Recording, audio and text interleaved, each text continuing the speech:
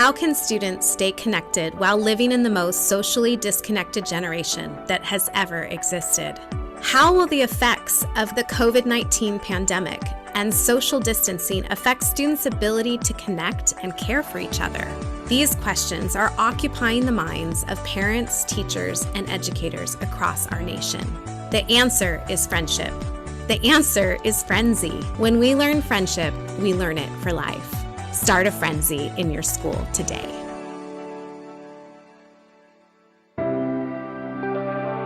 Teachers love learning. They love watching the wheels turn in a student's head and seeing their excitement when a problem is finally solved. We do too.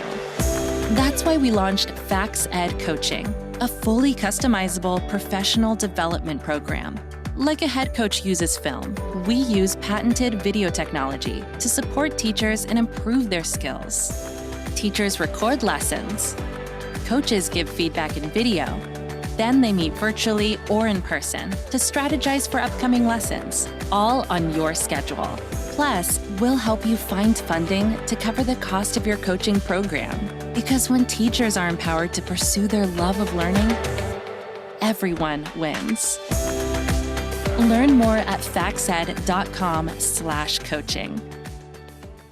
Hi there, my name's Rebecca from Archangel Tablets, and I'm currently based out of South Florida. It's not just that Archangel Tablets can help the school with, cutting edge technology and upgrading your fleet and everything. It's really all about the students, because those are the ones that we need to look after. If you have the right technology, you can actually give that education with those Catholic values right back to your students. So come on over and have a chat with us. Looking forward to meeting you. Designed to motivate students while supporting educators, iReady combines powerful assessments with actionable data that points to meaningful digital and print instruction. Adaptive, standards-aligned assessments provide insights into student needs, performance, and growth. Online lessons provide instruction and practice tailored to accelerate student growth, helping all learners achieve grade-level expectations and beyond.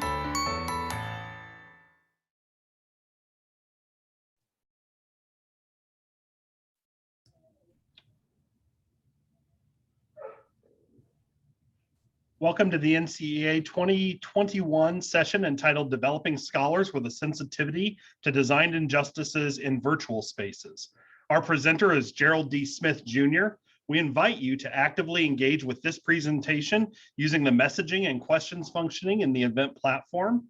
At the conclusion of this session, you'll have the opportunity to complete a post-session evaluation and provide feedback that will also track your participation in our sessions. If you run into any problems, we invite you to refresh your page or use the help section on the event platform. Gerald Smith, thank you for being here with us at NCEA 2021, and we turn it over to you. Thank you so much. I'm very excited to be here. I'm going to take a moment to share my screen now so that we can get started.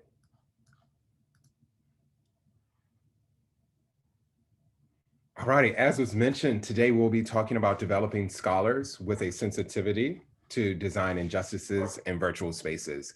The work that you'll be seeing today comes straight from my scholars at St. Thomas More Catholic Academy, located here in Washington, D.C., where I have the honor of being the principal.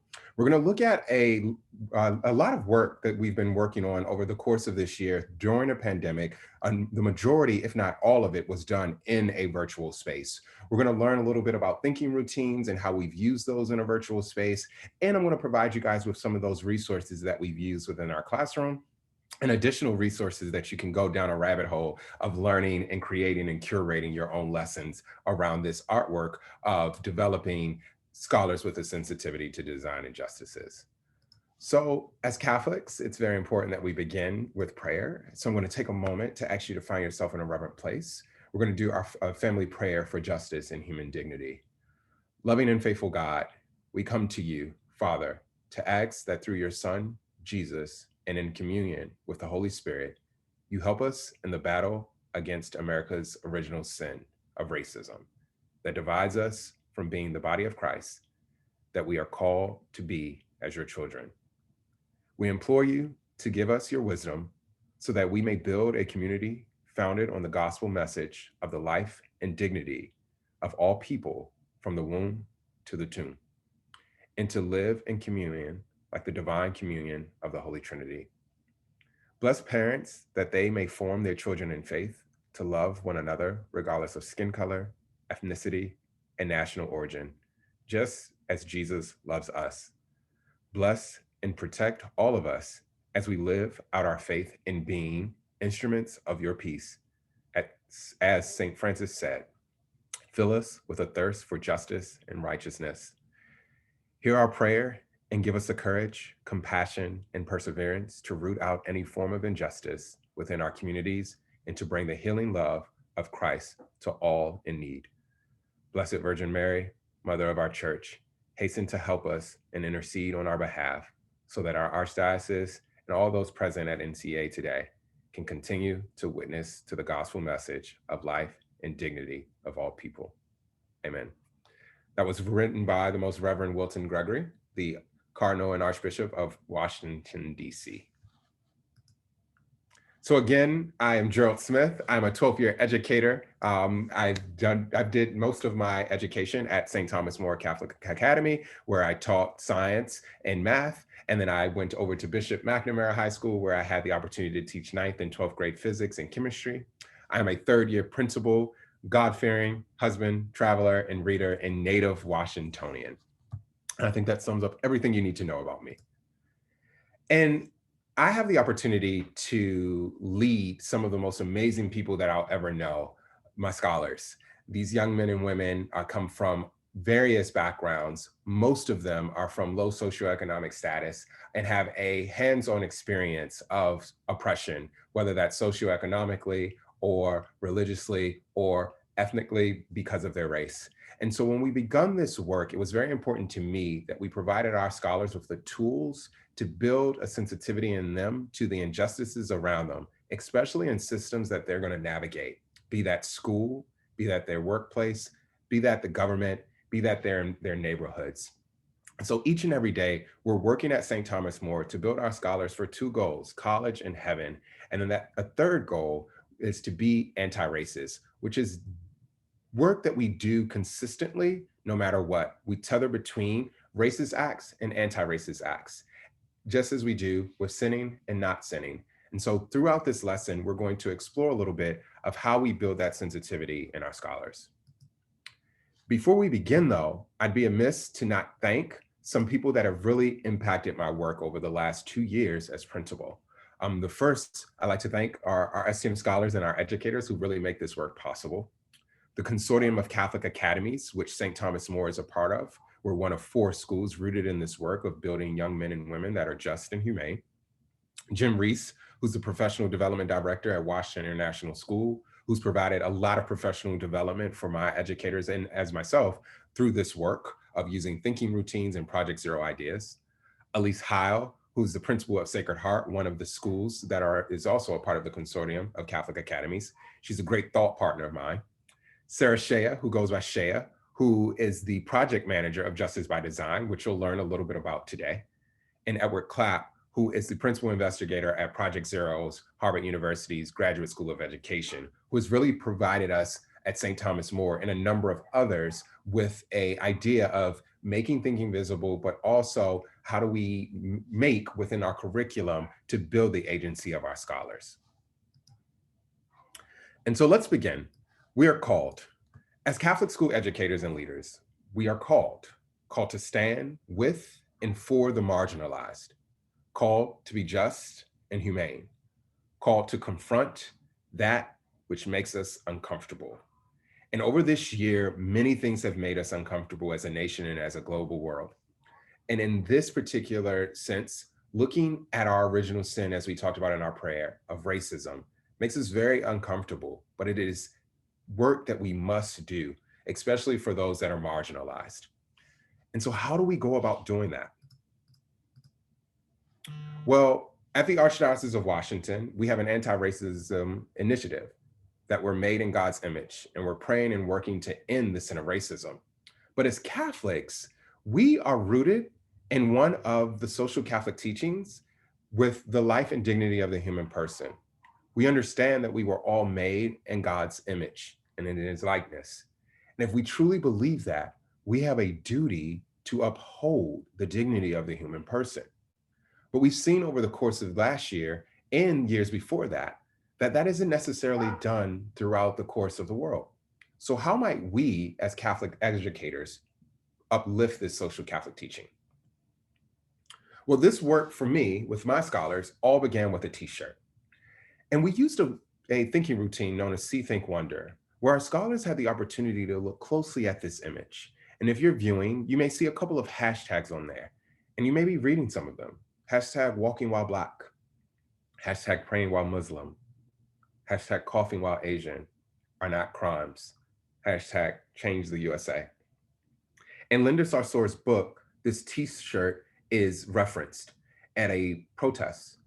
And our scholars had an opportunity to use this thinking routine to look closely at this, to really describe what they're seeing and discuss the things that they're thinking and feeling when they look at it. So our scholars had the opportunity to look closely at it, and they were asked, what do you see? What does it make you think about? What does it make you wonder? And we had some scholars saying that they think that this is a shirt you wear when you're protesting, or even when you're out casually. Some of them even thought, well, this shirt makes me think of the current events that are happening in the world. It makes me wonder, what does the hashtag stand for? Or how are these individuals represented? And so our kids had an opportunity to really look closely and understand that these are groups of individuals that are often marginalized because they are not discussed or they're discriminated against. This See, Think, Wonder routine encourages students to make careful observations and thoughtful interpretations. It helps them stimulate their curiosity and sets the stage for inquiry. I provided a link in these slides, which you will get at the end, so that you can delve a little bit more into this routine if you've never used it. But there was one important thought that came from one scholar.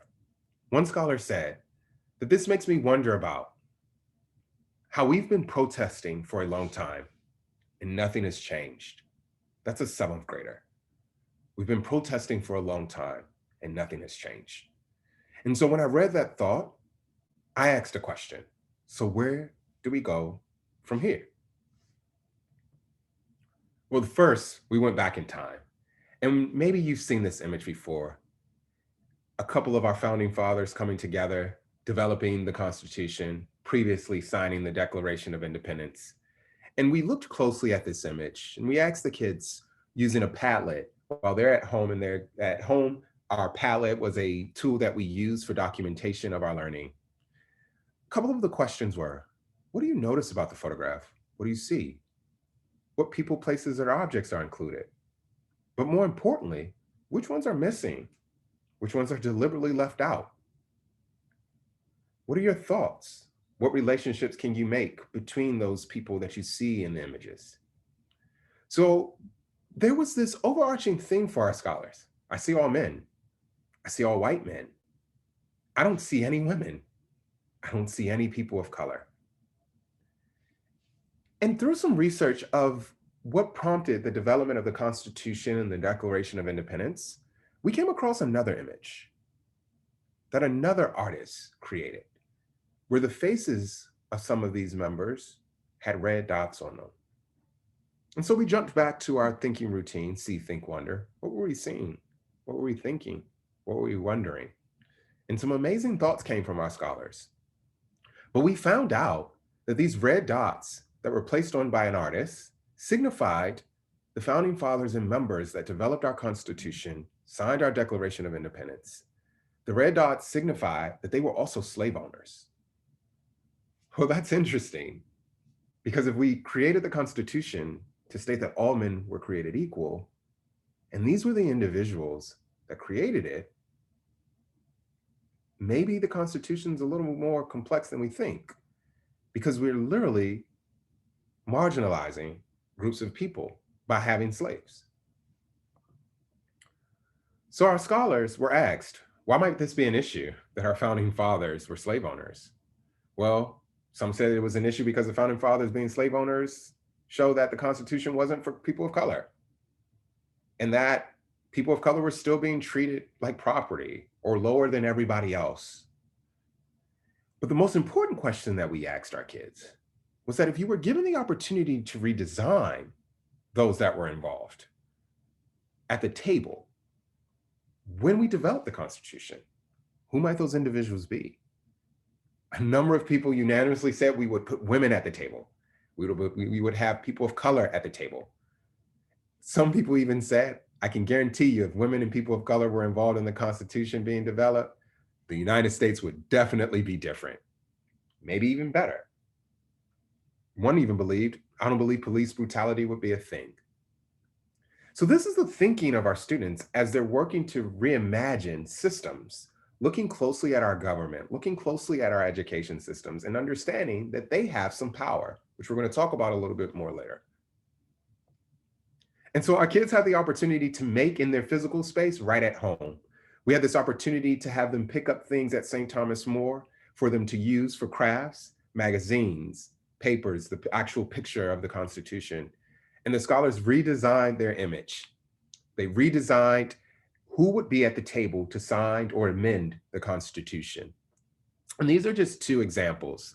Some show some diversity where we've added women, we've added people of color. Some, all people of color. But we had a big problem because unanimously, a number of our scholars did one thing. They changed all of the people that were white into Black people.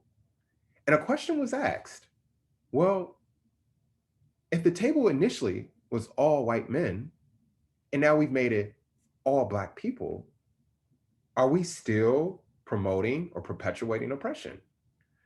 And so our scholars looked at a quote from Dr. Ibram X. Kendi. Racist ideas have defined our society since its beginning and can feel so natural and obvious as to be banal. But anti-racist ideas remain difficult to comprehend, in part because they go against the flow of this country's history. To be an anti-racist is a radical choice in the face of this history, requiring a radical reorientation of consciousness. Our scholars read that quote and they looked at their tables and they noticed that they perpetuated racist ideas, even as people of color. And so they were asked, is it a problem that you just shifted one race of people to another race of people? Unanimously, they said yes. Unanimously, they still didn't understand how we could fix or solve our original sin. So we continued our investigation. As Catholic school leaders, educators, scholars, and believers and followers of Christ, anti-racist work is embedded within us. Through our act of discernment, we truly believe that we are called to make the world more just and humane. We are called to treat everyone equally. We are called to do what Jesus would do. And so this anti-racist work is one that we all can commit to, but it is a difficult one. And our act of discernment provides us the space and opportunity to really build towards being more anti-racist, but understanding that we can fall short and sin and be racist. But how do we navigate through that? How do we build our sensitivity to when we're perpetuating racist acts, racist policies, making racist decisions, or even racist comments? We're called to be cognizant of those things in order to build the world more better. And so we continued our investigation with three prominent things that occurred last year. In the summer of 2020, we had the George Floyd protests.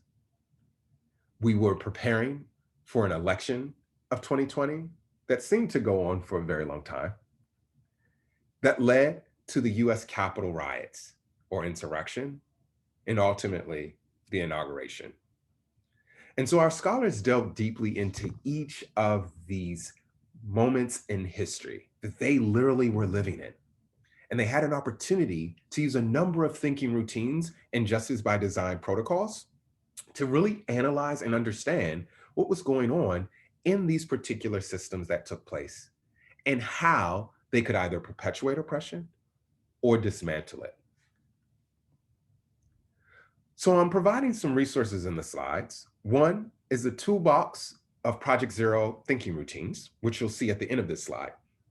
But throughout our investigation of these three prominent histories or three moments in history, we used the story routine and another protocol from Justice by Design: messages, choices, shifts, and impacts. The story routine is a thinking routine from Ron Richard and Mark Church, who are the authors of Making Thinking Visible and The Power of Making Thinking Visible. This routine is used to analyze events and explore documents in depth by constructing a set of narratives around those events, providing your scholars or even you the opportunity to look at what the main story is. What's the side stories being told? And then what are the hidden stories that are there? Messages, choices, shifts, and impacts is a JXD protocol from Sarah Shea, or Shea as she likes to be called. And it's used to become sensitive to the messages a system or object is depicting in order to consider how these messages and choices of representing can shift the way in which we look at the people that represent America, or represent our schools, or represent our church, or any system or organization that we'd like to look at. So now we're going to explore how we actually use these routines and protocols. For the story routine, our scholars took an opportunity to look at those two prominent things that occurred in the summer of 2020 and at the beginning of 2021. And we looked at them in parallel. The first image shows individuals, like many across America, that were a part of the George Floyd protests. Our scholars were asked 3 questions.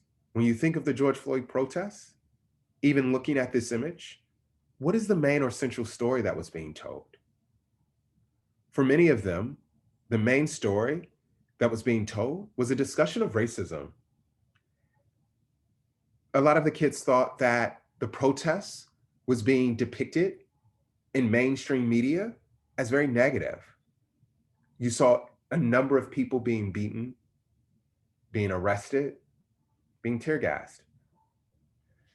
We then asked them, well, what's the side story? What's happening on the sidelines? Well, there's many stories happening on the sides, whether you're looking at the protests as negative or a positive thing. Many of them heard stories that the protests were turning into riots, and that wasn't going to help the situation of racism in America. For one of them, they thought that their opinion on this was that the protest is that people who are marching for justice are doing the right thing because they want the killings to stop. They don't want it to stop for just African Americans, but for all people. We then zoomed in a little closer. But what are the hidden stories? What is the story that's being obscured or neglected, or that's happening below the surface? Well, for many of them, looking at the main story, these George Floyd protests were simply riots or people were vandalizing, they were destroying stores. That was the main story. But for many of them, the hidden story was that it's not what people are seeing on the news or in the public. These protesters are marching for equality and equity. They're promoting and marching and protesting for those that have lost their lives, for this continuous cycle of oppression that has occurred within our country when we consider police brutality. We then continue this investigation using the story routine again to then look at another riot or protest, whichever word you'd like to use. And we ask them, what's the main story when you see the US Capitol riots? For many of them, sitting at home virtually, they watched a number of individuals come in. For some of them, the main story was that these were Trump supporters. For some of them, they believed that or saw that the news called them brave for marching and going into the US Capitol. The side stories. A lot of them heard that the people who rioted the Capitol were Trump supporters. Some of them were able to just walk out of the US Capitol. Some of them heard side stories that these were good role models of standing up for the Constitution and for what is right. And then we delved into the hidden story, where kids were able to consider what they saw at the beginning of this pandemic with the George Floyd protests. and at some sense of an end of the pandemic with the US riots, where many of them said that they did not understand why this was occurring and how these individuals were let into the Capitol and then to walk out again. Some people even said that a hidden story was that this would not have happened with people of color. The outcome would have been different. And so scholars took time to analyze these stories and what was being told to them. But we didn't stop there because we didn't want our kids to believe in absolutes, that just this happens to Black people and this happens to white people. But more importantly, that we should have a shared agreement on what is human, what is decent, what is just, and what is right. And so we used the messages, choices, shifts, and impacts routine, where scholars had the opportunity to talk about the messages a little bit more. For one, they looked at that one image and they felt that those that were protesting weren't treated fairly within the George Floyd protests. When they looked at the US riots, they felt that they were treated completely different than people of color. Many of them felt that there was an opportunity for these messages to be shifted. And so we asked them, well, when we're looking at this system, what design choices are people making? Well, in our country, racism is so indebted to us, it's so deeply rooted within us, was that they saw that the messages were being chosen by people to design it for some people to look like what they were doing was right and just and okay. And for others, because of their race, maybe it wasn't right. Some of them believe that they showed the stance of the makers by holding their hands up with Black Lives Matter protests and everything of that nature. They started to describe the story that they were seeing. But we wanted to really see how their thoughts shifted when they had saw these two very different events. And one scholar wrote, my thinking has shifted after viewing and reflecting on this image by making me dig a little deeper into my mind. They gave the US Capitol rioters a nickname of the Trumpets. They saw that they didn't get a lot of hate like the Black Lives Matter protest did. But they're starting to see that our country isn't providing equity for all people. They still believed that racism is alive and very prominent. And there you started to notice that because of the color of your skin, how racism impacts you looks different. And ultimately, we had them make something to really discuss their thinking around why this was an issue. And one kid decided to draw this. What I made was a picture showing that all lives matter, because I wanted to show people, no matter of your skin, we should all be treated fairly and equally. And so they really took that slogan of all lives matter. And we truly believe that is their religious background, whether they're Catholic or not, but being within a Catholic setting, that they understand that God calls us to love each and every one of us, to love us equally, because although we may look different, we're all made from the body of Christ. And then the last prominent event that is now capstoning our projects as we get to the end of the year. We had the scholars use another JXD protocol, Power, Possibilities, and Me. After the year that they had had virtually, they had saw a lot of divide in the country, whether that was racially, socioeconomically. They saw that divide. But then they saw hope. And we took an opportunity after viewing the inauguration of our current president. We looked at and analyzed Amanda Gorman's inaugural poem, The Hill We Climb, which was a call or a swan song for all those that were viewing, that there's an opportunity for, as she said it, for us to be brave enough to be the light, to bring justice to our country. So our scholars looked for the power types that were present in this poem. They identified the possibilities it brought to our nation. And then they discussed how they found themselves connected to it. This protocol is also in the resources section for you so that you can delve into it a little bit. And I'm going to break down what we actually did throughout the course and what we're currently doing with this poem. When we're looking at building a sensitivity to design injustices, it is very, very, very important for us to understand power and understand that power is multidimensional and everyone has power, especially within the context of our schools. While your principal may be the head educator, your educators have power, and your scholars should also have power. And there are a number of different power types that Shea has created and we have discussed through the Justice by Design program. The first type of power is power over, which is being coercive or repressive or corrupt. So for example, the government might have power over the people. Power to, doing something to shape or change your world. A person might have the power to sign a petition or volunteer their time. Then we have power with, finding common ground, building collective strength. People might find power collaborating with one another on a project. And then there's power within, being able to imagine or feel hope, having personal resolve. So we may find the power within to be brave, creative, resilient. It was very important for our scholars to listen to the words of Amanda Gorman's poem, The Hill We Climb, to read it multiple times, to really identify the different power types that they saw present in that work. One scholar saw power with.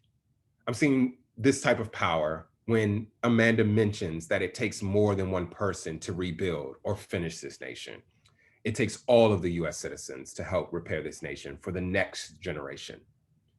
We saw power over, where Amanda Gorman mentions that we have power over the world because we have to make important decisions. And many people in the past year have made really poor decisions to build the world better. She also mentioned that she saw power to, the power to look at the past and to step into the future, ready to repair it. The next part is the possibilities, where the scholars delve into, well, what does this poem make possible? What does it stand in the way of? A number of the scholars reminisced and analyzed the poem, and they saw that this poem made possible hope. It made possible a future, a world where maybe racism doesn't exist. Things that it stood in the way with: hate, division, discourse. We then asked the scholars to connect themselves to it. What's drawing you in? What's pushing you away? One scholar said, well, I feel distance from this piece of content because I'm not ageable to help make decisions for this country. I'm still a child who gets to sit back and watch grown-ups participate in improving this nation. I'm not able to vote for our next president, but I am able to watch the news. But there was one very profound statement that came from this scholar. The same scholar who said that they're pushing away from it also believed that she had powers, and her powers connected to this content because she can sow confidence in this nation. First, she has to find confidence in herself. She has to find her voice where she can speak up for herself and for those around her, not letting others run over her. And she said, Ms. Gorman asks, where can we find light in this never-ending shade? I believe, or she believes, that we can find the light deep in ourselves. So this statement has led us to our final exhibition of learning, where we just read a poem that has brought hope, that has brought confidence, that talked about peace and justice and love and light. And in our final exhibition of learning, we remembered our tables that we created that weren't necessarily inclusive, but simply a remake of perpetuating oppression. So our scholars were invited to once again reimagine your table. Let's build our table with diverse values, identities, and actions. So in a virtual space, our scholars had the opportunity to revisit the the tables that they made in their physical space. We did some reflection on building America better. How might we do that? Scholars had to look at their previous table and discuss what voices were missing, what voices were present,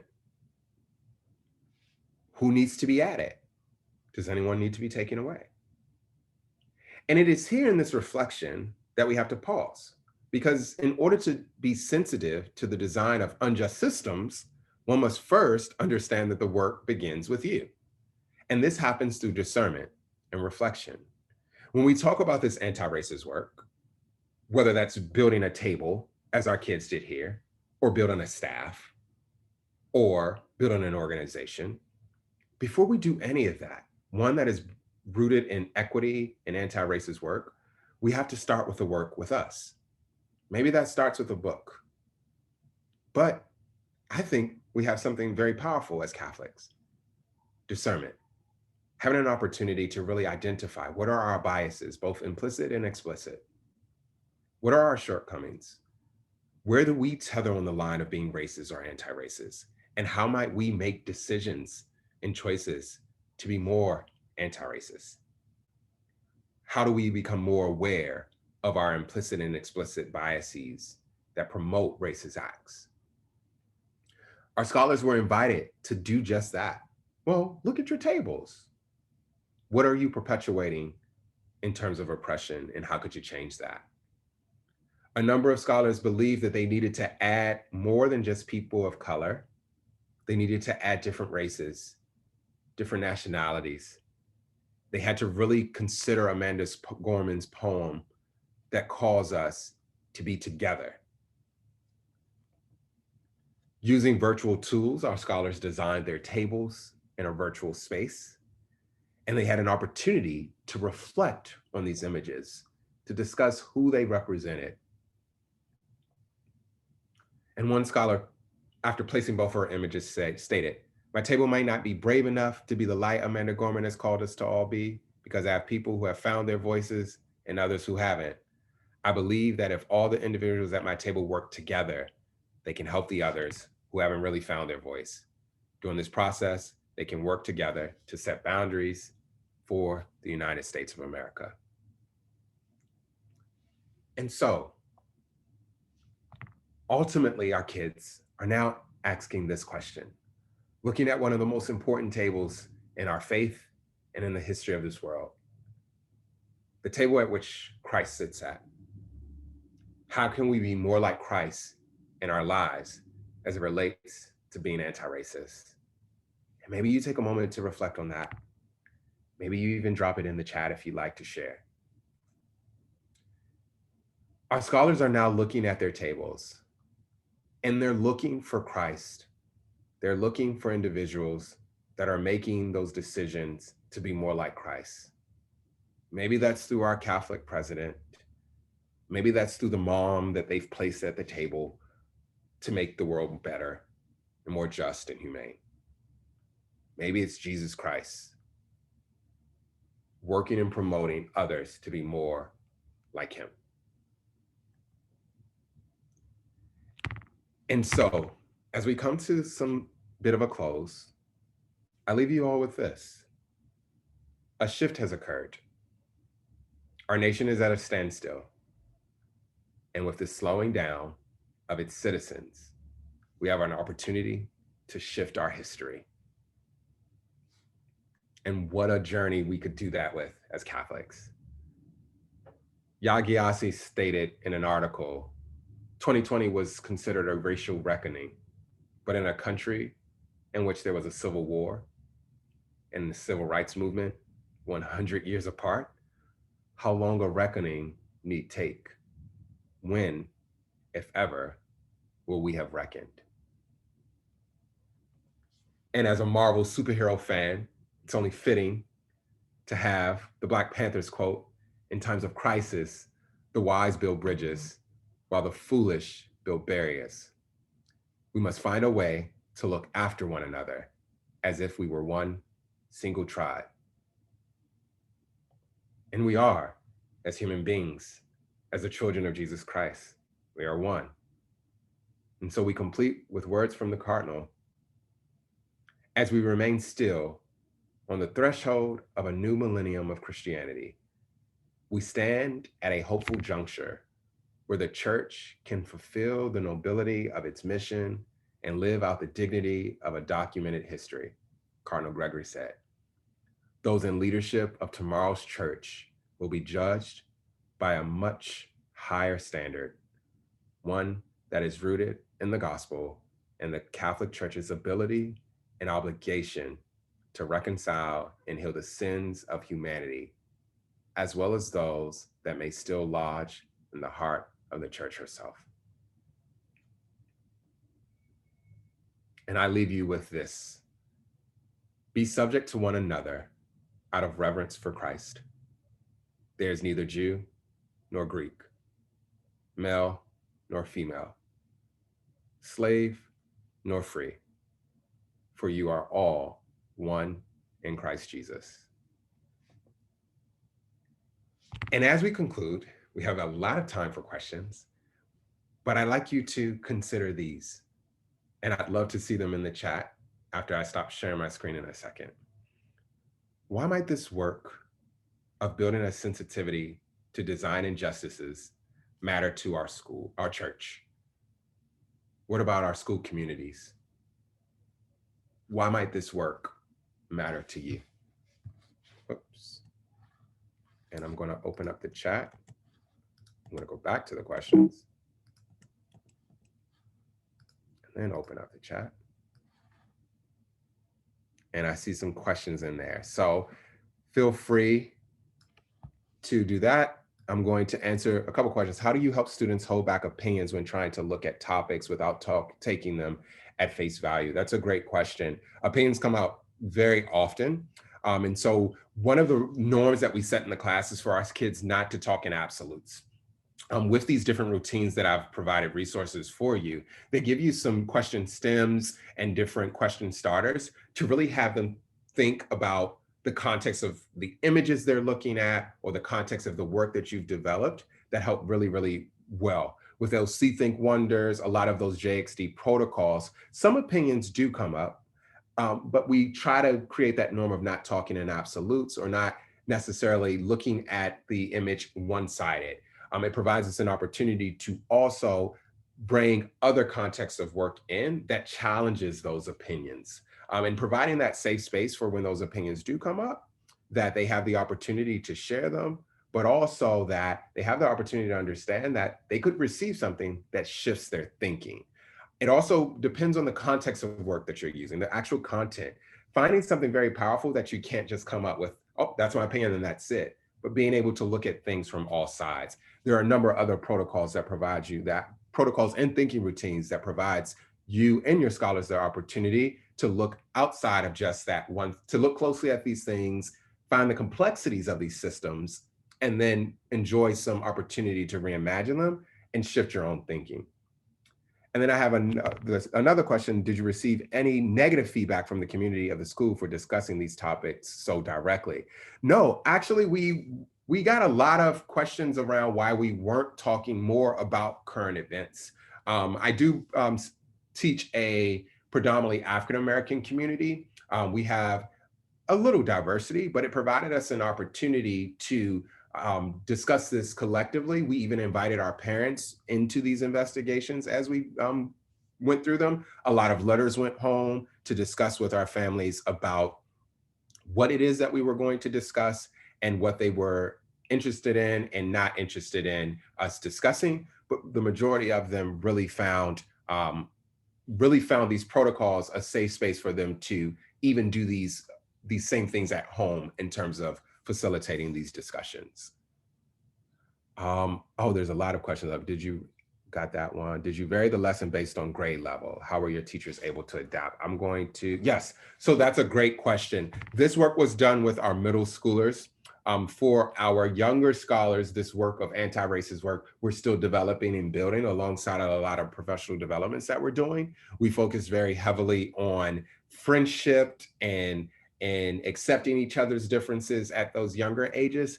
And around 4th grade, we start talking about youth voice and youth power and what that means. And then we get into this heavy lifting when we start talking about anti-racist work, systems of oppression, being sensitive to that. This particular grade, 7th and 8th graders who did this work alongside me have been doing this for about 2 years. We started with the work on gentrification and then moved on from there. And I'm thinking I'm almost out of time. Do I have any other questions? Yes, it definitely will. This concept of tables work in a non-virtual setting. Yes, there could actually be some making of an actual physical table that you do. That would be pretty great to have the kids build that. And maybe you look at a system of oppression and really dissect that. It could be done over a course of a quarter, a course of a year, a course of 2 years if you have the luxury of teaching your kids a number of years. And I want to say, I think those were all of the questions. If there are any last minute questions that come through, I think that's it. The last one that I see on there is, how can people get a hold of these slides? Oh, absolutely. Yes, I will upload these, and I will upload these. I believe it's Cadence. I'll upload them there for you all, and make sure that you guys can get them for sure. And Okay. Right. Yep, and you can also find me on all social media platforms. My name is Gerald_Smith Jr. That's also in Cadence if you want to find me. And I don't mind emailing you guys anything that you need if you have any other questions.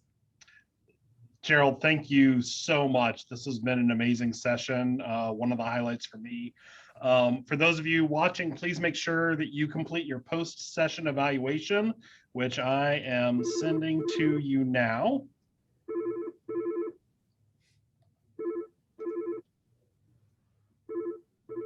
And please take today to visit other live and on-demand sessions. Don't forget, we have learning lounges starting as early as 10 minutes from now. And we have a virtual exhibit hall, a bookstore, and so much more for this last day. Gerald, thank you again, and we will see you all around the conference hall. Bye-bye, everyone. Bye. Thank you, Gerald. And we have stopped the live stream.